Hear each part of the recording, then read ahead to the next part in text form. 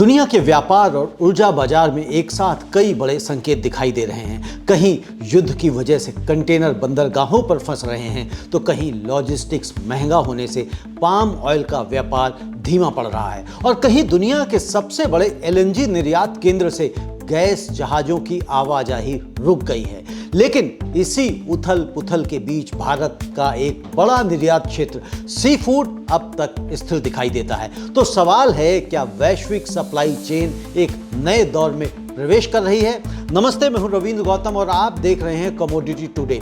खबरें तो हम रोज देखते हैं, लेकिन उनके पीछे छिपी बड़ी कहानी अक्सर नजर नहीं आती और उसी बड़ी कहानी को समझने के लिए हम लेकर आते हैं हमारा विशेष विश्लेषण आधारित कार्यक्रम बिग पिक्चर।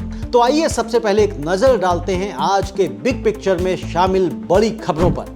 पश्चिम एशिया तनाव के बीच मोरबी के सिरेमिक निर्यातकों के 1500 कंटेनर फंसे। तनाव के बावजूद भारत का सी फूड निर्यात अब तक स्थिर। अमेरिकी कृषि विभाग ने चावल बाजार के नए संकेत दिए। बढ़ती लॉजिस्टिक्स लागत से पाम ऑयल निर्यात मांग में ठंडक और कतर से एलएनजी निर्यात 5 दिनों तक रुका। वैश्विक गैस बाजार में चिंता।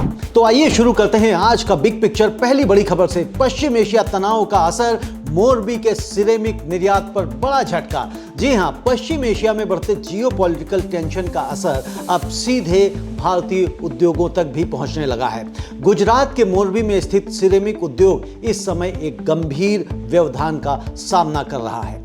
उद्योग से जुड़े संगठनों के अनुसार लगभग 1500 निर्यात कंटेनर या तो बंदरगाहों पर फंसे हुए हैं या फिर समुद्री मार्ग में देरी का सामना कर रहे हैं। इन कंटेनरों में बड़ी मात्रा में टाइल्स, सैनिटरी वेयर और अन्य सिरेमिक उत्पाद शामिल हैं, जो मुख्यतः मध्य पूर्व और यूरोप के बाजारों के लिए भेजे जाते हैं।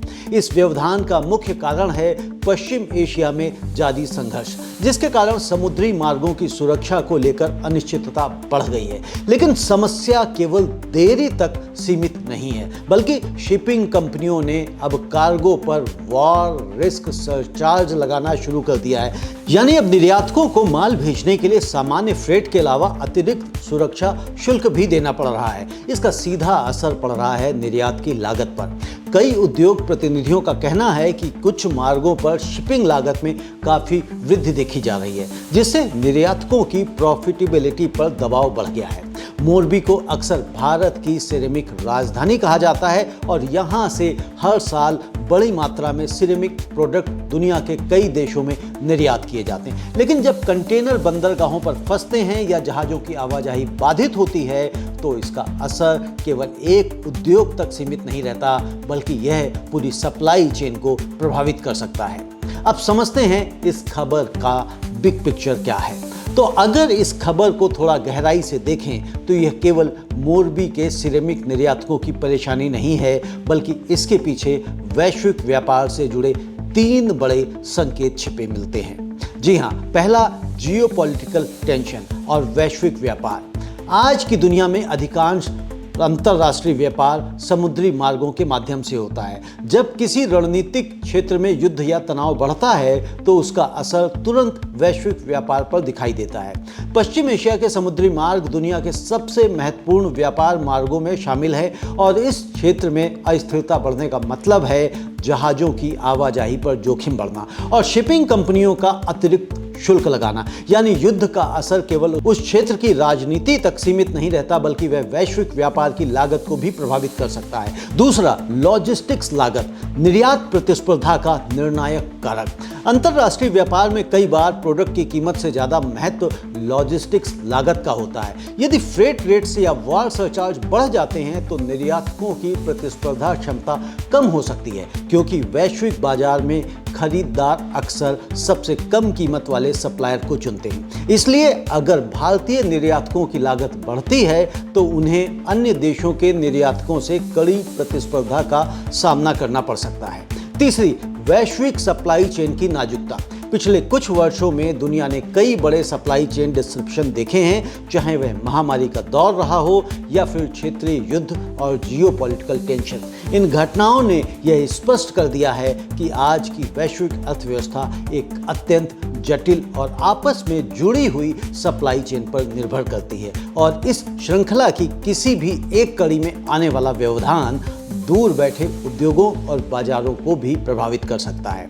बिग पिक्चर की अगर हम बात करें यहाँ पर, तो अगर इस पूरी कहानी को एक साथ देखें तो यह केवल मोरबी के सिरेमिक निर्यातकों की समस्या नहीं है, बल्कि यह उस नई वैश्विक वास्तविकता का संकेत है जहां जियोपॉलिटिक्स, समुद्री व्यापार और लॉजिस्टिक्स लागत मिलकर अंतरराष्ट्रीय व्यापार की दिशा तय कर रहे हैं। आज दुनिया में व्यापार केवल उत्पादन और मांग से नहीं चलता, बल्कि उस पर असर डालते हैं समुद्री मार्गों की सुरक्षा, वैश्विक सप्लाई चेन की स्थिरता और क्षेत्रीय संघर्षों की तीव्रता। यानी एक क्षेत्र में शुरू हुआ युद्ध दूसरे महाद्वीप के उद्योगों को भी प्रभावित कर सकता है और यही है इस पूरी खबर की बिग पिक्चर। अब अगली खबर भारत के समुद्री निर्यात क्षेत्र से जुड़ी हुई है। पश्चिम एशिया तनाव के बीच भी भारत का सी फूड निर्यात स्थिर सप्लाई चेन की तैयारी काम आई। जी हां, जहां एक तरफ पश्चिम एशिया में बढ़ते जियोपॉलिटिकल टेंशन के कारण कई निर्यात क्षेत्रों में व्यवधान देखने को मिल रहा है, वहीं भारत का सी फूड निर्यात अब तक अपेक्षाकृत स्थिर बना हुआ है।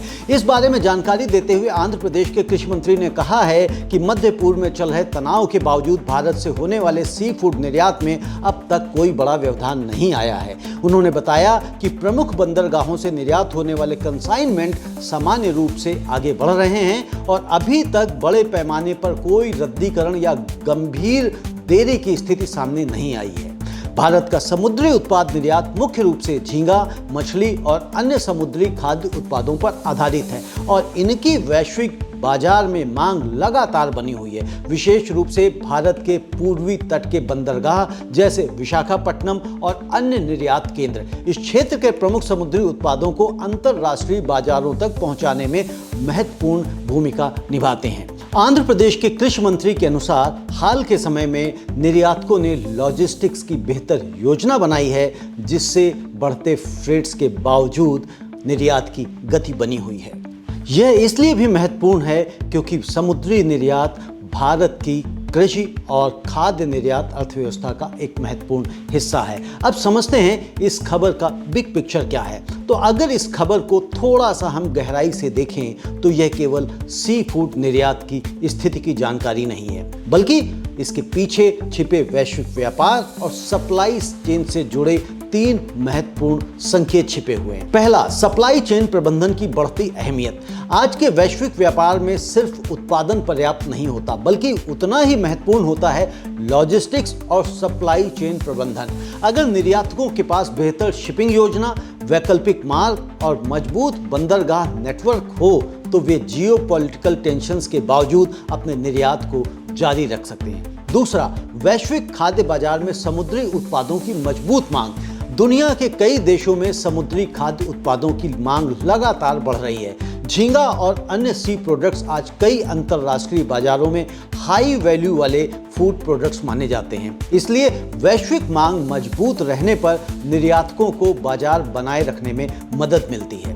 तीसरा, निर्यात विविधीकरण की रणनीति। भारत का समुद्री निर्यात कई अलग अलग बाजारों में फैला हुआ है, यानी अगर किसी एक क्षेत्र में व्यापारिक बाधा या राजनीतिक तनाव पैदा हो जाए तो निर्यात पूरी तरह रुकता नहीं है। यह रणनीति निर्यात जोखिम को कम करने में मदद करती है। दोस्तों, अगर इस पूरी कहानी को एक साथ देखें तो यह केवल सी फूड निर्यात की स्थिरता की खबर नहीं है, बल्कि यह उस बदलती वैश्विक वास्तविकता का संकेत है जहां लॉजिस्टिक्स रणनीति, बाजार विविधीकरण और मजबूत मांग किसी भी निर्यात क्षेत्र को संकट के समय में भी स्थिर बनाए रख सकती है। आज वैश्विक व्यापार में सफल वही देश और उद्योग होते हैं जो केवल उत्पादन पर नहीं बल्कि सप्लाई चेन की मजबूती और बाजार रणनीति पर भी ध्यान देते हैं, और यही है इस खबर का बिग पिक्चर। अब अगली खबर दुनिया के एक और बड़े कृषि बाजार अमेरिका से जुड़ी है। जी हां, अमेरिका के चावल बाजार में हल्का बदलाव। यूएसडीए ने संशोधित किया राइस बैलेंस शीट।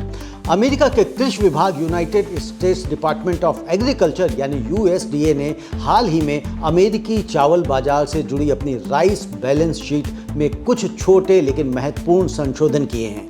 यूएसडीए की नई रिपोर्ट के अनुसार अमेरिका के लॉन्ग ग्रेन रफ राइस के आयात और निर्यात दोनों के अनुमान को थोड़ा कम किया गया है। यानी पहले की तुलना में अब अमेरिका में चावल का आयात भी कम रहने की उम्मीद है और निर्यात भी थोड़ा कम रहने का अनुमान लगाया गया है। हालांकि इन बदलावों के बावजूद अमेरिका के चावल का एंडिंग स्टॉक लगभग 50.3 मिलियन हंड्रेडवेट के स्तर पर ही बरकरार रखा गया है। यह भी उल्लेखनीय है कि 2025-26 के लिए अमेरिकी किसानों को मिलने वाली औसत चावल कीमत का अनुमान भी लगभग $12.1 प्रति 100 वेट पर स्थिर रखा गया है। यानी अभी के लिए अमेरिकी चावल बाजार में कोई बड़ा मूल्य झटका देखने को नहीं मिल रहा है। इसी रिपोर्ट में यह भी बताया गया है कि कपास यानी कॉटन के संतुलन पत्र में भी कोई बड़ा बदलाव नहीं किया गया है और उसके एंडिंग स्टॉक्स लगभग 4.4 मिलियन बेल्स पर स्थिर बने हुए हैं। पहली नज़र में यह खबर केवल कृषि आंकड़ों में मामूली संशोधन जैसी लग सकती है, लेकिन अगर इसे थोड़ा गहराई से देखें तो इसके पीछे वैश्विक कृषि बाजार से जुड़ी महत्वपूर्ण कहानी छिपी हुई है। अब समझते हैं इस कहानी का बिग पिक्चर। तो इस खबर के पीछे केवल अमेरिकी कृषि आंकड़ों का अपडेट नहीं है, इसके पीछे वैश्विक कृषि व्यापार के 3 बड़े संकेत दिखाई देते हैं। पहला, वैश्विक चावल व्यापार में संतुलन की स्थिति। यूएसडीए द्वारा आयात और निर्यात के अनुमान को कम करना यह संकेत देता है कि इस समय वैश्विक चावल बाजार में मांग और आपूर्ति का संतुलन अपेक्षाकृत स्थिर बना हुआ है। यानी अभी ऐसा कोई बड़ा झटका नहीं है जो चावल की कीमतों या उपलब्धता को अचानक बदल दे, लेकिन ऐसे छोटे संशोधन अक्सर यह संकेत देते हैं कि वैश्विक व्यापार की दिशा धीरे धीरे बदल रही है। कृषि बाजार में डेटा की भूमिका। कृषि बाजारों में सरकारी एजेंसियों द्वारा जारी किए गए आंकड़े अंतर्राष्ट्रीय व्यापार और कीमतों पर बड़ा असर डाल सकते हैं। यूएसडीए की रिपोर्ट दुनिया भर के व्यापारियों, निर्यातकों और निवेशकों द्वारा ध्यान से देखी जाती है, क्योंकि इन आंकड़ों से भविष्य की कीमतों और बाजार की दिशा का अनुमान लगाया जाता है। तीसरा, वैश्विक कृषि बाजार की स्थिरता। तो अमेरिकी चावल कीमतों का स्थिर रहना यह संकेत देता है कि अभी बाजार में किसी भी बड़े आपूर्ति संकट या मांग गिरावट की स्थिति नहीं है। हालांकि जियोपॉलिटिकल टेंशन और जलवायु परिवर्तन जैसे कारक भविष्य में कृषि बाजारों को प्रभावित कर सकते हैं। इसलिए ऐसे डेटा अपडेट वैश्विक कृषि बाजार की नब्ज को समझने का एक महत्वपूर्ण माध्यम बन जाते हैं। दोस्तों, अगर इस खबर को व्यापक दृष्टि से देखें तो यह केवल अमेरिकी चावल बाजार के आंकड़ों का अपडेट नहीं है, यह उस वैश्विक कृषि प्रणाली का संकेत है जहां डेटा, उत्पादन अनुमान और बाजार संकेत अंतरराष्ट्रीय व्यापार की दिशा तय करते हैं। आज कृषि बाजार केवल खेतों में होने वाले उत्पादन से नहीं चलते, बल्कि उन्हें प्रभावित करते हैं वैश्विक मांग, सरकारी रिपोर्ट्स और व्यापारिक अपेक्षाएं। और यही है इस खबर का बिग पिक्चर। अब अगली खबर वैश्विक खाद्य तेल बाजार से जुड़ी है, जहां पश्चिम एशिया में चल रहे संघर्ष का असर धीरे धीरे अंतरराष्ट्रीय व्यापार पर दिखाई देने लगा है। जी हां, दुनिया के सबसे बड़े पाम ऑयल उत्पादक देशों में से एक इंडोनेशिया से यह संकेत मिला है कि हाल के समय में पाम ऑयल के निर्यात ऑर्डरों में कुछ कमी देखी जा रही है। और यह जानकारी दी है Indonesian palm oil association GAPKI ने। संस्था के अनुसार पश्चिम एशिया में जारी संघर्ष के कारण समुद्री मार्गों पर जोखिम बढ़ गया है और इसके चलते फ्रेट और इंश्योरेंस लागत में उल्लेखनीय वृद्धि हुई है। कुछ शिपिंग मार्गों पर लॉजिस्टिक्स लागत लगभग 50% तक बढ़ने की बात कही जा रही है। इसका कारण है लंबे वैकल्पिक समुद्री मार्गों का उपयोग और जहाजों पर लगने वाला अतिरिक्त वॉर रिस्क इंश्योरेंस प्रीमियम। जब शिपिंग लागत इतनी तेजी से बढ़ती है तो इसका सीधा असर निर्यात ऑर्डर्स पर पड़ता है। नतीजन नई निर्यात बुकिंग में कुछ कमी देखी जा रही है। विश्लेषकों का कहना है कि अगर यह स्थिति लंबे समय तक बनी रहती है तो इंडोनेशिया में पाम ऑयल के भंडार बढ़ सकते हैं और जब स्टॉक बढ़ते हैं तो अक्सर बाजार में कीमतों पर दबाव आने लगता है। इसके साथ एक और कारक जुड़ा हुआ है, दुनिया के 2 बड़े पाम ऑयल खरीदार इंडिया और चाइना इस समय अपेक्षाकृत पर्याप्त खाद्य तेल भंडार के कारण नई खरीद में कुछ धीमे दिखाई दे रहे हैं। यानी इस समय लॉजिस्टिक्स लागत और मांग दोनों ही पाम ऑयल बाजार को प्रभावित कर रहे हैं। अब समझते हैं इस खबर की बिग पिक्चर को। अगर इस खबर को हम थोड़ा गहराई से देखें तो यह केवल पाम ऑयल निर्यात की धीमी मांग की कहानी नहीं है।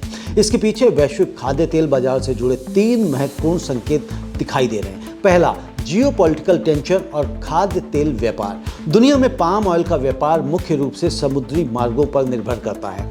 जब किसी रणनीतिक क्षेत्र में संघर्ष बढ़ता है तो उसका असर तुरंत शिपिंग लागत और बीमा प्रीमियम पर पड़ता है, और जब लॉजिस्टिक्स महंगे हो जाते हैं तो निर्यात मांग भी कमजोर पड़ सकती है। दूसरी, लॉजिस्टिक्स लागत का कीमतों पर असर। जी हां, अंतरराष्ट्रीय कमोडिटी बाजार में लॉजिस्टिक्स लागत अक्सर कीमतों की दिशा को तय करती है। अगर फ्रेट और इंश्योरेंस लागत बढ़ती है किसी भी प्रोडक्ट के ऊपर तो कई बार खरीदार नई खरीद को टाल देते हैं। इससे बाजार में स्टॉक बढ़ सकते हैं और कीमतों पर दबाव आ जाता है। तीसरी, मांग आपूर्ति संतुलन की भूमिका। जी हां, पाम ऑयल की वैश्विक मांग का बड़ा हिस्सा भारत और चीन जैसे बड़े आयातक देशों से आता है। अगर इन देशों के पास पहले से पर्याप्त खाद्य तेल भंडार मौजूद हों तो वे नई खरीद को धीमा कर सकते हैं, और ऐसी स्थिति में उत्पादक देशों में स्टॉक बढ़ने लगते हैं और बाजार का संतुलन बदल सकता है।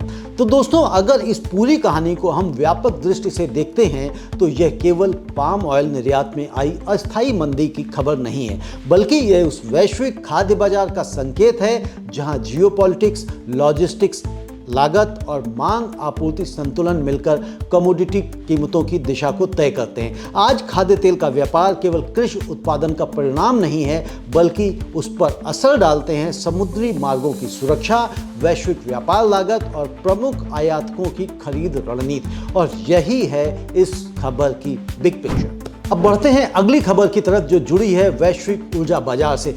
कतर का एलएनजी निर्यात रुका, वैश्विक गैस बाजार में चिंता बढ़ी। जी हां, तो पश्चिम एशिया में बढ़ते तनाव का असर अब प्राकृतिक गैस व्यापार पर भी दिखाई देने लगा है। दुनिया के सबसे बड़े एलएनजी निर्यातकों में से एक कतर से एक महत्वपूर्ण खबर सामने आई है कि कतर का लिक्विफाइड नेचुरल गैस यानी कि एलएनजी निर्यात लगातार 5 दिनों से ठप पड़ा है। यह व्यवधान कम से कम 2008 के बाद का सबसे लंबा एक्सपोर्ट ठहराव माना जा रहा है। यह रुकावट मुख्य रूप से समुद्री मार्गों में बढ़े जोखिम और पश्चिम एशिया में बढ़ते जियोपॉलिटिकल टेंशन्स के कारण हुई है। रिपोर्ट्स के अनुसार कतर के प्रमुख एलएनजी निर्यात केंद्र रास लफान इंडस्ट्रियल सिटी से इस अवधि में कोई भी एलएनजी टैंकर रवाना नहीं हुआ। रास लफान को अक्सर दुनिया का सबसे बड़ा एलएनजी निर्यात हब माना जाता है और यहीं से कतर बड़ी मात्रा में गैस एशिया और यूरोप के कई देशों को भेजता है। इसलिए जब इतने बड़े निर्यात केंद्र से कई दिनों तक एलएनजी टैंकर रवाना नहीं होते तो वैश्विक ऊर्जा बाजार में चिंता बढ़ना स्वाभाविक है। विशेषज्ञों का मानना है कि अगर यह व्यवधान लंबा खिंचता है तो वैश्विक गैस आपूर्ति में कमी आ सकती है और इसका असर ऊर्जा कीमतों पर भी पड़ सकता है, क्योंकि एलएनजी आज कई देशों के लिए ऊर्जा सुरक्षा का एक महत्वपूर्ण स्रोत बन चुका है। अब समझते हैं हम इस खबर की बिग पिक्चर को। तो अगर इस खबर को थोड़ा हम गहराई से देखें तो यह केवल कतर के एलएनजी निर्यात में आई अस्थायी रुकावट की कहानी नहीं है, बल्कि इसके पीछे वैश्विक ऊर्जा बाजार से जुड़े 3 बड़े संकेत हमें दिखाई देते हैं। पहला, ऊर्जा व्यापार और जियोपॉलिटिक्स का गहरा संबंध। ऊर्जा बाजार हमेशा जियोपॉलिटिकल इंसिडेंट से प्रभावित होता है। जब किसी प्रमुख ऊर्जा उत्पादक क्षेत्र में तनाव बढ़ता है तो उसका असर तुरंत वैश्विक आपूर्ति और कीमतों पर पड़ सकता है।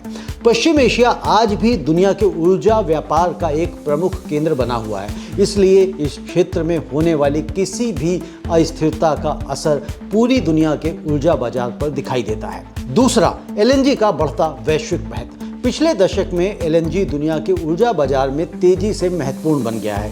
कई देशों ने कोयला और तेल पर निर्भरता कम करने के लिए प्राकृतिक गैस के उपयोग को बढ़ाया है। इसलिए एलएनजी की आपूर्ति में छोटी सी रुकावट भी वैश्विक ऊर्जा बाजार में चिंता पैदा कर सकती है। और तीसरी, ऊर्जा आपूर्ति की वैश्विक निर्भरता। जी हाँ, दुनिया के कई देश अपनी ऊर्जा जरूरतों के लिए आयातित एलएनजी पर निर्भर रहते हैं, विशेष रूप से एशिया और यूरोप के कई देश कतर जैसे प्रमुख उत्पादकों से गैस खरीदते हैं। ऐसी स्थिति में यदि किसी बड़े निर्यातक देश की आपूर्ति प्रभावित होती है तो वैश्विक ऊर्जा संतुलन भी प्रभावित हो सकता है। दोस्तों, अगर हम इस पूरी खबर को व्यापक दृष्टि से देखें तो यह केवल कतर के एलएनजी निर्यात में आई अस्थायी रुकावट की कहानी नहीं है, बल्कि यह उस वैश्विक ऊर्जा व्यवस्था का संकेत है जहां ऊर्जा व्यापार, समुद्री मांग और जियोपॉलिटिकल टेंशन एक दूसरे से गहराई से जुड़े हुए हैं। आज दुनिया की ऊर्जा सुरक्षा केवल उत्पादन क्षमता पर निर्भर नहीं है,